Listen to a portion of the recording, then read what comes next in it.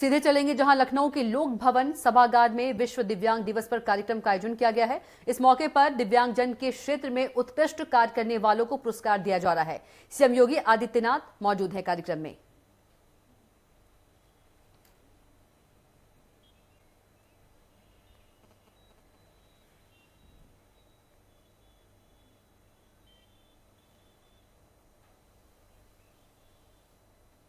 सम्मान प्रदान किया गया है। आप सोचिए, इनमें से जो भी छात्र है वह अपनी परीक्षा में 90% 75 से 90% तक अंक प्राप्त किया है। उन्होंने कुछ नयापन किया है। और आपने देखा होगा, कार्यक्रम की शुरुआत में ही जो स्वागत गीत उन दिव्यांगजन बालिकाओं के द्वारा सुनाया जा रहा था, कितनी मधुर थी, कितनी मिठास थी उस गीत में ही। यानी ये उनकी प्रतिभा को प्रदर्शित करता है। इतनी बड़ी संख्या में सभागार भरा पड़ा है। मैं भौचक था कि जब हम लोग यहां पे कार्यक्रम चल रहा था,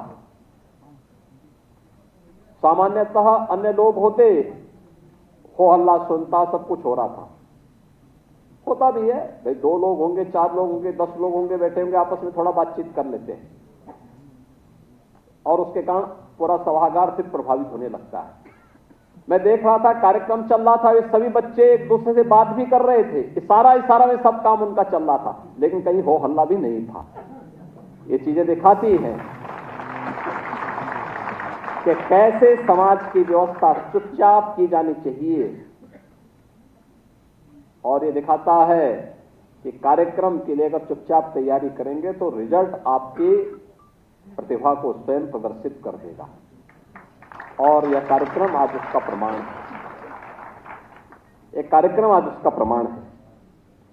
40 दिव्यांग जनों को सहायक उपकरण का वितरण हुआ है। इस कार्यक्रम के आने के पहले मैंने बाहर उन बच्चों को सहायक उपकरण वितरित किए थे और 324 दिव्यांग विद्यार्थियों को हमने टैबलेट आज भी वितरित किए हैं। यहाँ पे कुछ को यहाँ पे दिए हैं, कुछ को वहां पे उपलब्ध हो गए हैं। और इस अवसर पर हम लोगों ने 2,53,211 पिछड़ा वर्ग से जुड़े हुए छात्र छात्राओं को 54 करोड़ 38 लाख की छात्रवृत्ति उनके खाते में डीबीटी के माध्यम से भी यहां पर सीधे उनके अकाउंट में भेजी है। आप सोचिए, 2,53,211 बच्चों को ये स्कॉलरशिप आज मिल गई है।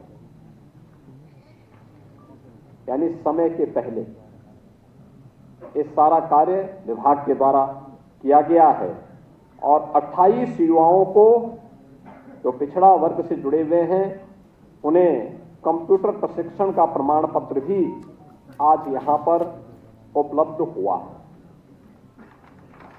यानी कार्य करने की इच्छा शक्ति होनी चाहिए। बाधा फंड नहीं है।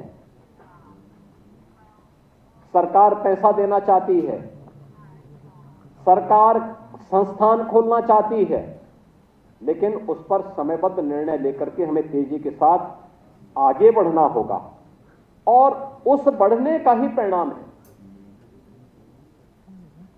याद करिए, जब हम लोग 2017 में आए थे तो केवल 7 से 8 लाख दिव्यांगजनों को पेंशन मिलती थी प्रदेश में, और वह भी 300 रुपया, 300 रुपया। और उसमें भी वो 6 महीने का एक बार आता था, तो उसमें से आधा पैसा बाबू खा जाता था। हम लोग आए, हम लोगों ने कहा कि पैसा उसके खाते में जाना चाहिए, सीधे पैसा। अगर मोदी जी ने उसके लिए पैसा भेजा है, राज्य सरकार पैसा दे रही, तो पैसा उसके खाते में, लाभार्थी के खाते में जाना चाहिए। और हम लोगों ने